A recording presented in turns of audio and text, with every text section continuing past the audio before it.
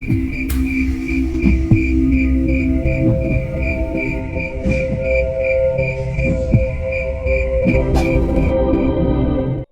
deras mengguyur siang itu, langit mendung seolah ikut menyerap kegelapan dalam hati Bu Mirah. Matanya menatap tajam ke arah Ayu, anak satu-satunya yang berdiri di hadapannya dengan mata berkaca-kaca. "Aku sudah bilang, Ayu, kamu tidak boleh menikah dengan laki-laki itu," bentaknya. Suaranya bergetar penuh amarah. Ayu menggenggam tangan Rizal erat. Ia tahu ibunya tidak akan pernah merestui pernikahan mereka.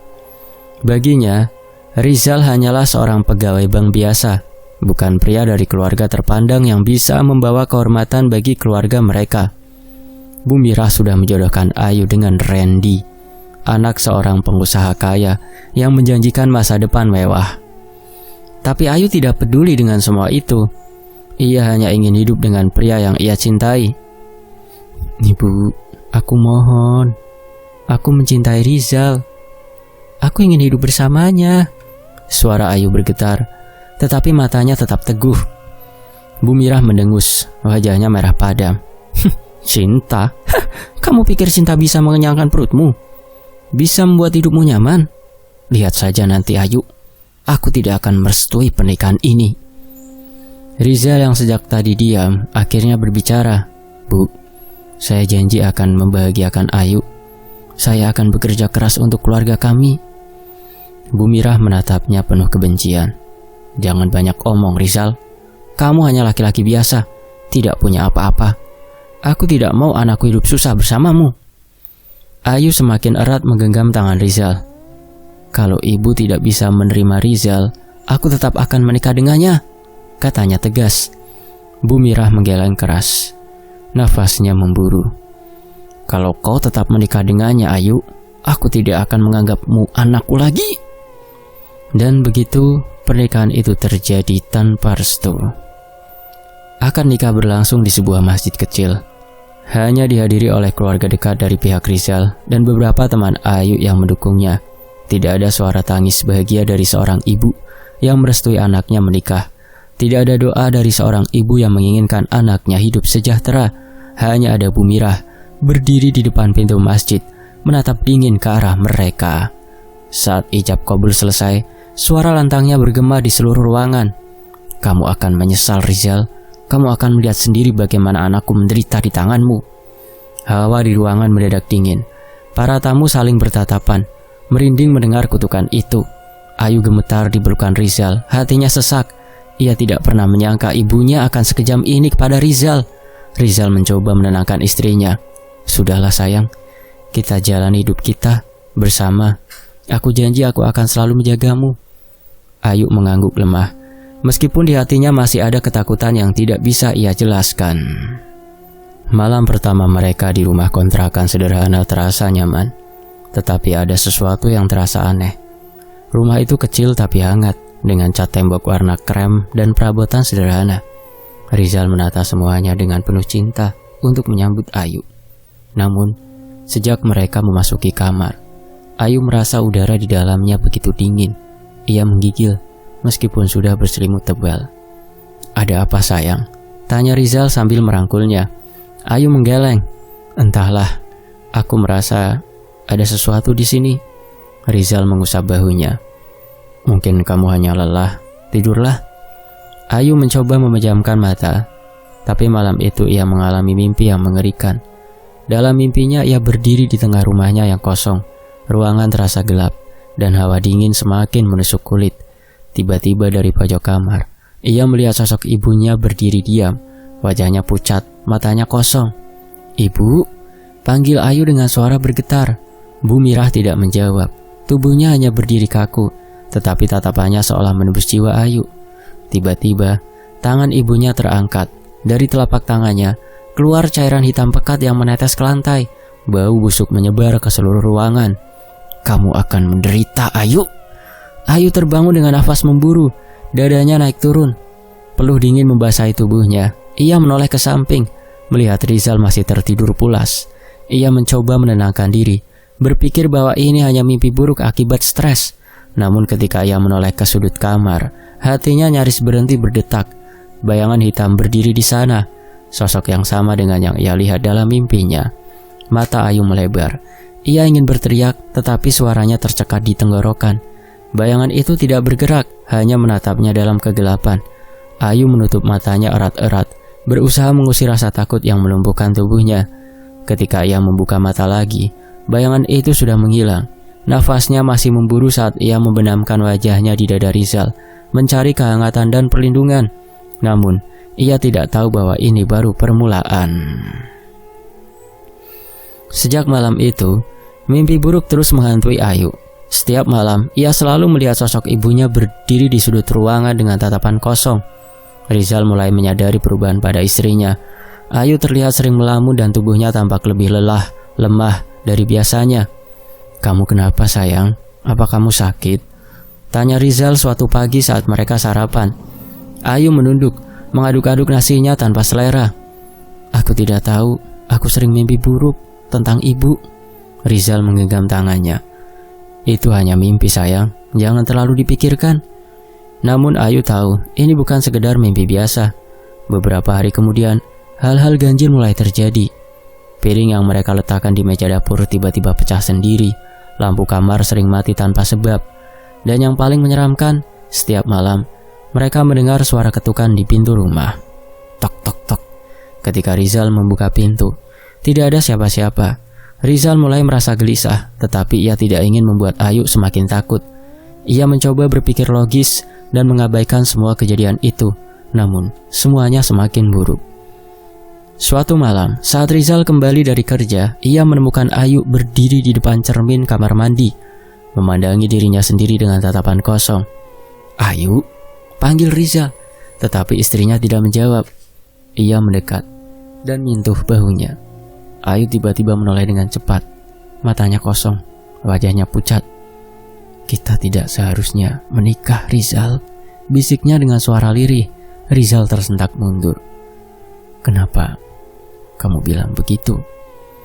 Air mata mengalir di pipi Ayu. "Ibu tidak akan pernah membiarkan kita bahagia." Dan malam itu suara ketukan di pintu kembali terdengar. Tapi kali ini, suara itu datang dari dalam rumah. Rizal merasa ada sesuatu yang salah dengan pernikahan mereka. Sesuatu yang lebih besar dari sekadar kutukan seorang ibu yang marah. Ia hanya belum tahu bahwa ini baru awal dari neraka yang akan mereka hadapi. Waktu berlalu. Malam itu Rizal terbangun oleh suara napas Ayu yang tersengal-sengal.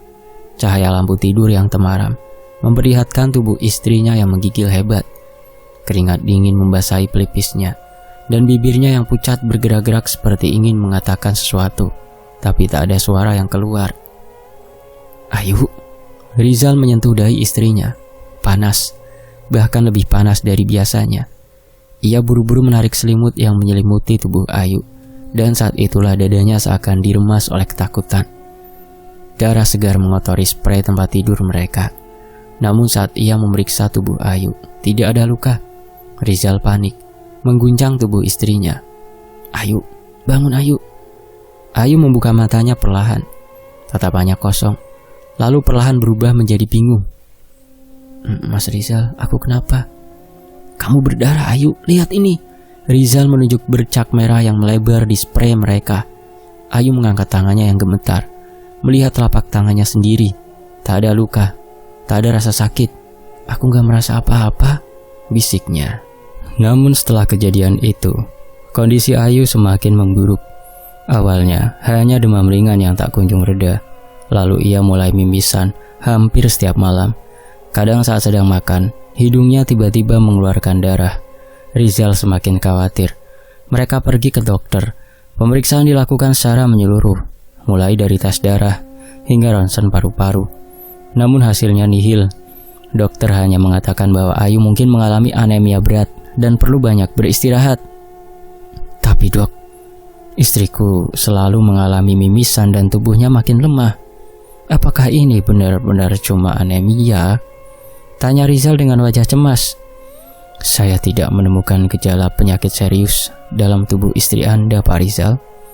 Mungkin dia hanya stres dan perlu pemulihan lebih lama, jawab dokter dengan tenang. Namun ketenangan dokter itu tidak menenangkan hati Rizal. Malam-malam selanjutnya menjadi lebih mengerikan. Ayu semakin pucat. Lingkaran hitam mengelilingi matanya. Ia hampir tidak punya tenaga untuk bangun dari tempat tidur. Nafasnya sering tersengal, dan sesekali tubuhnya gemetar hebat, seperti orang kedinginan. Bukan hanya itu, Rizal mulai mencium bau anyir dari tubuh Ayu. Bau yang tidak bisa hilang meskipun istrinya sudah mandi berkali-kali. Setiap malam, bau itu semakin menyengat, seakan berasal dari sesuatu yang membusuk. Sayang, kita ke rumah sakit lagi ya. Aku gak bisa tenang lihat kamu begini. Rizal memohon sambil menggenggam tangan Ayu yang semakin dingin. Namun, Ayu hanya menggeleng lemah. Aku capek mas. Aku takut kalau kita pergi ke rumah sakit lagi, hasilnya tetap sama. Aku merasa ada sesuatu yang salah, tapi aku gak tahu apa mas. Ucapan Ayu membuat bulu kuduk Rizal meremang. Ada sesuatu yang salah. Rizal juga merasakannya. Namun, ia tidak tahu apa itu. Tetangga-tetangga mereka mulai bergosip. Suara bisik-bisik terdengar setiap kali Rizal keluar rumah untuk membeli obat atau makanan. Kasihan ya Ayu, padahal baru menikah, tapi sudah sakit parah begitu. Aku dengar kan ibunya gak merestui pernikahannya. Bisa jadi ini karena doa orang tua yang terluka. Bukan cuma itu, aku dengar ada yang lihat Bu Mira datang ke dukun beberapa hari sebelum pernikahan Ayu loh. Rizal mencoba mengabaikan gosip-gosip itu. Namun di dalam hatinya, ia mulai merasakan ketakutan. Apakah benar ini ada kaitannya dengan kutukan Bu Mira? Sore itu saat Rizal baru saja pulang dari apotik, seorang wanita tua bernama Bu Ratmi menghampirinya di depan pagar rumah. Bu Ratmi adalah tetangga mereka yang dikenal memiliki penglihatan gaib. Nak Rizal, suara Bu Ratmi serak dan lirih. Maaf kalau saya lancang, tapi saya harus bilang ini. Rizal menatapnya dengan bingung. Ada apa Bu? Bu Ratmi menatap rumahnya sejenak lalu berbisik. Ini bukan sakit biasa nak. Ada sesuatu yang menggerogoti istrimu dari dalam. Jantung Rizal berdegup kencang. Bu Ratmi mendekat, suaranya semakin pelan. Ada energi hitam yang menyelimuti istrimu. Saya tidak tahu pasti asalnya. Tapi ini bukan penyakit yang bisa disembuhkan dengan obat. Rizal ingin menyangkal, ingin mengatakan bahwa ini hanya sugesti. Tapi hatinya bergetar. Apa yang dikatakan Bu Ratmi selaras dengan semua keanehan yang terjadi. Nak Rizal, kalau boleh saya sarankan, segera cari bantuan. Jangan tunggu sampai semuanya terlambat. Rizal mengangguk pelan. Tubuhnya terasa dingin. Ia tahu mulai saat ini hidupnya tak akan pernah sama lagi. Di hari lain, Rizal tidak bisa lagi tinggal diam. Ayu semakin melemah. Dan setiap malam ia merasa seperti ada sesuatu yang mengawasi mereka. Bau anyir di kamar mereka semakin pekat. Bahkan Ayu sendiri sering menangis karena merasa tubuhnya mulai membusuk. Dalam keputusasaan, Rizal akhirnya mencari bantuan spiritual. Ia mendapat saran dari salah satu teman kantornya untuk menemui seorang ustadz bernama Pak Hashim. Pak Hashim itu dikenal mampu menangkal ilmu hitam dan sering membantu orang-orang yang terkena gangguan gaib. Tanpa berpikir panjang, Rizal membawa Ayu ke rumah Pak Hashim yang terletak di pinggiran kota. Rumah itu sederhana, tapi terasa menenangkan. Begitu mereka tiba, Pak Hashim yang sudah berusia sekitar 60-an tahun menyambut mereka dengan ramah. Silakan duduk Nak Rizal, Neng Ayu, katanya dengan suara lembut namun berwibawa. Ceritakan semuanya. Rizal mulai menjelaskan. Dari awal penyakit misterius Ayu hingga kejadian-kejadian aneh yang terjadi di rumah mereka. Pak Hashim menyimak dengan seksama. Matanya mengamati Ayu yang tampak lemah dan pucat. Ini bukan penyakit biasa, gumam Pak Hashim. Saya akan mencoba melihat lebih dalam. Pak Hashim meminta Ayu duduk bersila di lantai. Sementara ia mulai membaca doa dengan suara tegas. Suasana mendadak berubah. Angin dingin berhembus masuk ke dalam ruangan. Meskipun jendela tertutup rapat, tiba-tiba tubuh Ayu menegang, nafasnya tersengal-sengal, dan matanya mulai berair. Tangan Pak Hashim tetap di atas kepala Ayu, tidak menyentuhnya. Terus melantunkan doa-doa. Rizal menggenggam tangan istrinya. berusaha menenangkan meski hatinya sendiri diliputi ketakutan. Setelah beberapa menit, Pak Hasyim mengambil segelas air doa yang sudah ia siapkan sebelumnya dan menyerahkannya kepada Ayu. "Minumlah, Neng," katanya. Ayu ragu-ragu, tapi akhirnya meneguk air itu perlahan. Tidak sampai beberapa detik setelah air melewati tenggorokannya, tubuh Ayu tiba-tiba bergetar hebat. Matanya membelalak, lalu Ayu memuntahkan sesuatu. Rizal terkejut bukan main saat melihat isi muntahan itu belatung hidup. Belatung-belatung putih menggeliat di lantai, seakan baru saja keluar dari dalam perut Ayu. Rizal mundur dengan wajah ketakutan, jantungnya berdetak liar. Ayu sendiri menjerit sambil memegangi tenggorokannya.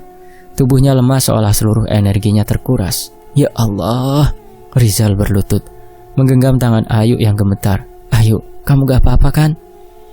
Ayu menangis terseduh-seduh. Sementara tubuhnya masih bergetar, Pak Hasyim tetap tenang, lalu menaburkan garam ke atas muntahan itu sambil terus membaca doa. Dalam hitungan detik, belatung-belatung itu mengering dan hancur menjadi debu. Rizal masih syok, air matanya mengalir tanpa bisa ia tahan. Ia merasa seperti sedang bermimpi buruk yang tak kunjung usai. Pak Hasyim menarik nafas panjang. "Santet ini, pelakunya pasti memiliki dendam yang sangat kuat terhadap kalian." Rizal merasakan tubuhnya melemas, kepalanya berputar, mencoba mengingat siapa yang mungkin menyimpan dendam terhadap dirinya atau Ayu. Dan saat itulah kata-kata Bu Mira di hari pernikahan mereka terngiang kembali di telinganya. "Aku tidak akan pernah merestui pernikahan ini. Kalau kalian tetap menikah, jangan salahkan sesuatu terjadi." Darah Rizal berdesir. Apakah mungkin ibu mertuanya sendiri yang mengirim santet ini? Tega sekali mengirim santet kepada anak kandungnya. Namun sebelum Rizal bisa mengungkap pikirannya, Ayu kembali muntah. Kali ini bukan belatung, tapi cairan hitam pekat berbau busuk. Rizal hampir muntah melihatnya. Pak Hasyim segera membaca doa-doa lagi, lalu menyeka wajah Ayu dengan air doa. "Ada makhluk yang sedang menggerogoti tubuhnya," ujar Pak Hasyim, "tapi saya belum bisa memastikan siapa yang mengirimnya." Sejak kejadian di rumah Pak Hasyim, kondisi Ayu semakin memburuk. Jika sebelumnya ia hanya lemah, kini tubuhnya mulai menunjukkan perubahan yang lebih mengerikan. Pagi itu Rizal terbangun karena mendengar isak tangis Ayu. Ia segera bangkit dan menyalakan lampu. Saat melihat istrinya, ia nyaris menjerit. Darah keluar dari telinga Ayu. Matanya membengkak dan memerah seolah ada sesuatu yang mengendap di dalamnya. Tapi yang paling mengerikan adalah kukunya, satu persatu copot, meninggalkan daging yang berdarah. "Astagfirullah, Ayu!" Rizal buru-buru meraih tisu dan mencoba menghentikan darah yang mengalir dari telinga istrinya. "Kita harus ke rumah sakit, kita nggak bisa diam aja." Ayu hanya menggeleng pelan, air matanya mengalir deras. "Mas, aku takut, Mas." Tangisnya semakin keras. Rizal semakin panik, tapi ia tak tahu harus berbuat apa. Ia merasa semakin tidak berdaya. Malam itu, keadaan semakin mencekam. Rizal yang kelelahan akhirnya tertidur di sofa ruang tengah, sementara Ayu tetap di kamar. Sekitar pukul 2 dini hari, Rizal terbangun karena mendengar suara tangisan Ayu. Ia segera bangkit dan berjalan ke kamar dengan tubuh yang masih lelah. Pintu kamar terbuka sedikit, dan dari celahnya, Rizal bisa melihat bayangan Ayu duduk di tempat tidur, menangis terisak-isak. "Ayu," Rizal mendorong pintu dengan perlahan. "Kamu kenapa?" Namun saat lampu kamar dinyalakan, Rizal terkejut. Ayu sedang tertidur pulas di tempat tidur. Yang duduk siapa? Rizal merasakan bulu kuduknya berdiri. Kalau Ayu tertidur, lalu siapa yang tadi yang menangis?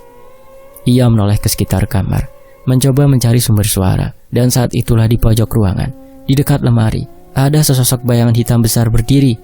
Matanya merah menyala menatap Rizal dengan tatapan tajam yang membuat darahnya membeku. Rizal tak bisa bergerak. Nafasnya tercekat di tenggorokan. Bayangan itu berdiri diam, tapi aura yang dipancarkannya begitu pekat dan menyesakan. Lalu dalam hitungan detik, bayangan itu bergerak cepat, mendekati Rizal dengan kecepatan yang tak bisa ia tangkap. Dengan mata telanjang, dan sebelum Rizal sempat berteriak, ruangan tiba-tiba menjadi gelap. Sementara itu di sisi lain, Rizal berdiri di depan rumah Bu Mira dengan nafas memburu. Pikirannya kalut, dadanya sesak. Ia sudah tak peduli lagi. Meskipun hari sudah larut, meskipun langit mendung seperti ingin mengguyurkan hujan deras, Ia harus mendapatkan jawaban malam ini juga.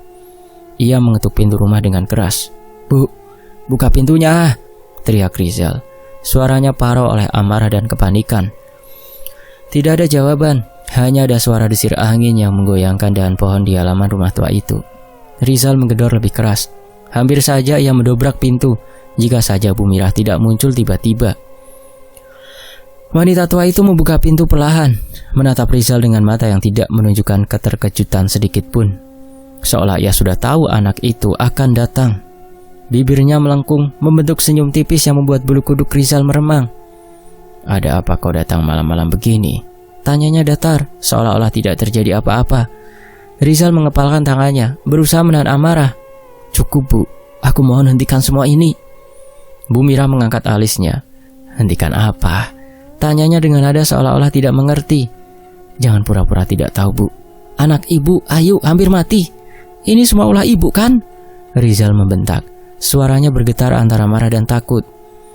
Sejenak wajah Bu Mirah masih tetap tenang, tapi tiba-tiba ia tertawa pelan, makin lama makin keras, hingga suaranya terdengar menggema di dalam rumah. Rizal merinding. Tawa itu tidak terdengar seperti tawa manusia, melainkan seperti suara dari sesuatu yang jahat. "Siapa yang bilang aku mau anakku hidup bahagia dengan laki-laki tak berguna sepertimu?" katanya sinis. Matanya menatap Rizal penuh kebencian. Jantung Rizal berdegup kencang. Ia tidak percaya. Ibunya sendiri mengakui semua ini dengan begitu mudah. Kenapa? Kenapa ibu tega melakukan ini pada Ayu, anak ibu sendiri? Kenapa tidak denganku saja? Bu Mirah menyeringai.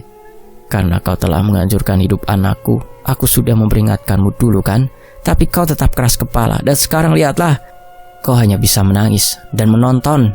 Tidak ada yang bisa menolongmu, Rizal." Rizal mengepalkan tinjunya, ingin sekali ia menerjang wanita itu, tapi ia tahu itu sia-sia. Saat ia hendak pergi, matanya menangkap sesuatu di bawah meja altar yang dipenuhi sesajen. Sebuah keris kecil berlumuran darah kering tergeletak di sana. Darah Rizal berdesir. Ia tahu benda itu. Dulu, almarhum bapaknya pernah bercerita bahwa keris semacam itu sering digunakan dalam ritual ilmu hitam tingkat tinggi. Tidak perlu ada bukti lagi. Bu Mirah benar-benar telah melakukan perbuatan terkutuk ini. Rizal melangkah mundur, rasa takut semakin mencekik dadanya. Ia harus segera kembali ke Ayu. Sesampainya di rumah, Rizal menemukan Ayu terbaring di lantai dengan tubuh menggeliat kesakitan. Mulutnya berbusa, tubuhnya bergetar hebat seperti kejang, nafasnya tersengal-sengal, dan yang lebih mengerikan lagi kulitnya mulai menghitam seolah terbakar dari dalam. "Ayu!" Rizal bergegas menghampirinya, mengguncang tubuh istrinya yang semakin dingin. Ayu membuka matanya. Tatapan kosong itu membuat Rizal semakin ketakutan. Air mata mengalir di pipinya. "Mas, tolong aku, Mas." Suara Ayu nyaris tak terdengar, seperti bisikan yang hanya menyisakan sisa-sisa kehidupannya. Rizal menelan ludah. Ia harus melakukan sesuatu, sekarang juga. Dengan panik ia mengangkat tubuh Ayu membawanya ke rumah Pak Hasim. Ia tidak peduli harus berlari sejauh apapun, yang penting Ayu bisa selamat. Setibanya di rumah Pak Hasim, Pak Hasim langsung membaringkan Ayu di atas tikar dan mulai membaca doa. Tangannya menekan perut Ayu, sementara keringat dingin membasahi dahinya. Rizal hanya bisa menangis di sudut ruangan, menyaksikan istrinya berjuang antara hidup dan mati. Beberapa menit kemudian Ayu mulai berteriak histeris. Tubuhnya menggeliat semakin liar. Dari telinganya darah hitam mulai mengalir. Matanya semakin membengkak hingga hampir menutupi wajahnya. Jari-jarinya bekas kuku yang copot kembali menjatuhkan darah ke lantai. Dengan suara tes-tes yang nyaris membuat Rizal muntah, Pak Hasim menghela nafas panjang. Setelah menyelesaikan doa-doanya, ia menatap Rizal dengan wajah penuh keprihatinan. "Rizal," suara Pak Hasim terdengar berat. "Waktunya hampir habis. Santet ini terlalu kuat." Rizal tertegun. Tidak mungkin. "Tolong Pak, selamatkan Ayu." Suaranya bergetar. Matanya basah oleh air mata. Pak Hasim menatapnya dalam-dalam. "Aku akan berusaha, nak. Tapi kau harus kuat menerima segala kemungkinan yang terjadi." Malam semakin larut. Suara angin kencang terdengar di luar. Seakan-akan alam pun merasakan kehancuran yang sedang terjadi. Sementara itu, Ayu masih terbaring tak berdaya. Tubuhnya yang dulu indah dan sehat, kini berubah mengerikan, seperti mayat hidup yang dikutuk oleh iblis. Rizal merasakan hatinya hancur berkeping-keping. Ia memegang tangan istrinya, menggenggamnya erat. "Ayu, maafkan aku," bisiknya. Suaranya hampir tenggelam dalam isak tangisnya sendiri. Mata Ayu terbuka sedikit, bibirnya bergerak perlahan. "Aku sayang kamu, Mas." Rizal tak sanggup lagi menahan air matanya. Namun di balik semua kepedihan itu, satu hal yang pasti, ia tidak akan membiarkan Bu Mirah lolos begitu saja. Selang beberapa saat, tubuh Ayu terbaring kaku di atas tikar. Tidak ada lagi napas, tidak ada lagi erangan kesakitan. Namun yang paling mengerikan adalah perubahan drastis pada tubuhnya. Dalam hitungan jam setelah kematiannya, kulitnya mulai membusuk dengan cepat, mengeluarkan bau anyir yang menusuk hidung. Dagingnya menghitam, cairan pekat merembes keluar dari pori-porinya, membuat tikar tempatnya berbaring, basah dengan berlendir. Rizal masih berlutut di sampingnya, tangannya gemetar saat mencoba menyentuh wajah istrinya.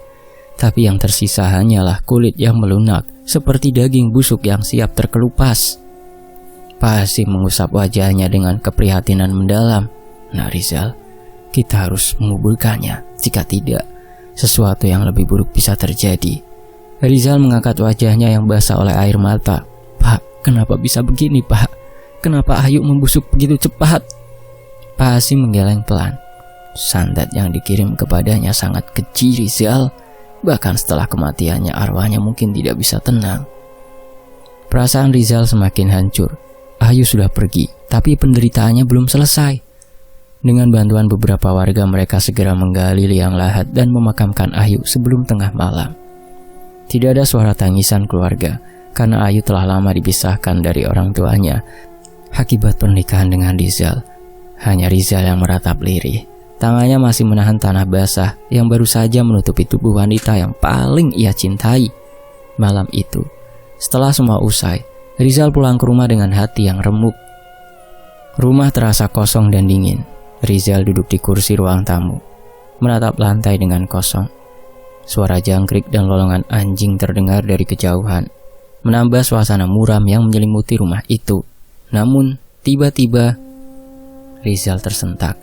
Suara itu datang dari dalam kamar, suara isak tangis. Jantungnya berdetak kencang. Ia mencoba mengabaikannya, berpikir bahwa itu hanyalah halusinasinya yang masih larut dalam kesedihan. Tapi suara tangisan itu semakin jelas, semakin nyata. Perlahan dengan langkah berat, Rizal berjalan menuju kamar. Saat membuka pintu, ia melihat sesuatu yang membuat darahnya membeku. Ayu berdiri di depan cermin. Pakaiannya masih sama seperti saat ia dikafani dan dikuburkan. Tapi wajahnya, oh Tuhan, wajahnya membusuk. Matanya tinggal cekungan hitam dengan nanah menetes dari kelopak yang membengkak. Kulit pipinya koyak, memperlihatkan gigi yang menonjol dari dalam. Namun yang paling mengerikan adalah senyumannya. Ia menoleh ke arah Rizal. Bibirnya yang sudah membusuk perlahan bergerak, membentuk senyum lebar yang tidak wajar. "Rizal, Mas Rizal, aku pulang Mas." Saat itu dunia Rizal runtuh. Seketika tubuhnya lemas, kakinya goyah, kepalanya berputar dan semuanya menjadi gelap. Rizal pingsan. Ketika Rizal sadar, hari sudah siang. Ia bangun dengan kepala berat, merasa seolah-olah dunia di sekelilingnya sudah tidak nyata lagi. Ia tak bisa tinggal di rumah ini. Ia harus mencari jawaban. Tanpa pikir panjang, ia berlari menuju rumah Bu Mirah. Jika ada seseorang yang harus bertanggung jawab atas semua ini, itu adalah ibu mertuanya. Namun saat sampai di sana, pemandangan yang lebih mengerikan menantinya. Bu Mirah tergeletak di lantai ruang tamu rumahnya, sudah tidak bernyawa. Tapi kematiannya bukanlah kematian biasa. Tubuhnya penuh luka sayatan dari kepala hingga kaki. Darah mengering di lantai, membentuk genangan gelap yang menebarkan bau amis yang menusuk hidung. Kulitnya robek di beberapa bagian, seperti seseorang atau sesuatu yang mencabiknya dengan pisau kecil dari dalam tubuhnya sendiri. Matanya melotot ke atas, mulutnya terbuka seolah hendak menjerit, tetapi tidak ada suara yang bisa keluar. Rizal menutup mulutnya, menahan keinginan untuk muntah. Ini bukan pembalasan dari manusia, ini sesuatu yang lebih dari itu. Namun teror belum selesai. Beberapa warga yang mengetahui kematian Bu Mirah mengatakan bahwa sang dukun yang membantu santet juga ditemukan mati pagi ini. Rizal memutuskan untuk pergi melihatnya. Saat ia tiba di rumah sang dukun, tubuh pria itu ditemukan dalam keadaan lebih mengenaskan. Ia terduduk di kursinya dengan wajah menengadah ke langit-langit. Matanya kosong, mulutnya terbuka lebar. Namun yang membuat bulu kuduk merinding adalah isi mulutnya. Mulut dukun itu penuh dengan darah, bukan seperti muntahan biasa, melainkan seolah ada sesuatu yang keluar dari dalam tubuhnya. Lidahnya hilang, tenggorokannya bolong, seperti ada tangan tak kasat mata yang mencabiknya dari dalam. Warga yang menemukan mayatnya mengaku mendengar suara erangan menyedihkan dari rumah dukun itu semalam. Namun mereka takut untuk mendekat. Satu persatu orang-orang yang berhubungan dengan santet ini menemui ajalnya dengan cara yang mengerikan. Namun itu tidak mengembalikan Ayu. Hari-hari berlalu dalam kegelapan. Rizal tidak lagi peduli dengan kehidupannya. Ia berhenti makan, berhenti berbicara dengan siapapun. Ia hanya duduk di kamarnya yang dulu ia tinggali bersama Ayu, menatap kosong ke dinding. Malam-malamnya dipenuhi oleh mimpi buruk. Terkadang ia masih mendengar suara Ayu memanggilnya dari kamar sebelah. Kadang ia melihat bayangan istrinya di depan cermin. Kadang ia bahkan bisa mencium aroma tubuh Ayu yang dulu selalu menenangkannya, bercampur dengan bau busuk pembusukan yang membuat perutnya bergejolak. Hidupnya hancur. Rizal tidak bisa lagi membedakan mana kenyataan dan mana delusi. Sampai akhirnya suatu malam ia berdiri di depan cermin yang sama di mana ia dulu melihat Ayu kembali. Ia menatap bayangannya sendiri dengan mata kosong. Dalam pantulan cermin itu, ia melihat Ayu berdiri di belakangnya, tersenyum. "Mas, kita akan bersama selamanya." Tangan Ayu yang membusuk melingkar di lehernya. Rizal tidak melawan, ia menutup matanya. Sebuah suara berbisik di telinganya, "Kematian hanyalah awal dari segalanya." Lalu semuanya menjadi gelap. Selesai. Demikianlah sebuah kisah, semoga terhibur ya. Ini agak kejam-kejam banget nih adegannya. Mohon maaf ya kalau dalam adegan ini terlalu kejam. Saya pamit, sampai jumpa di kisah lainnya. Anggap saja sebagai hiburan ya. Wassalamualaikum warahmatullahi wabarakatuh. Tetap di Fakta Sejarah. Alhamdulillah.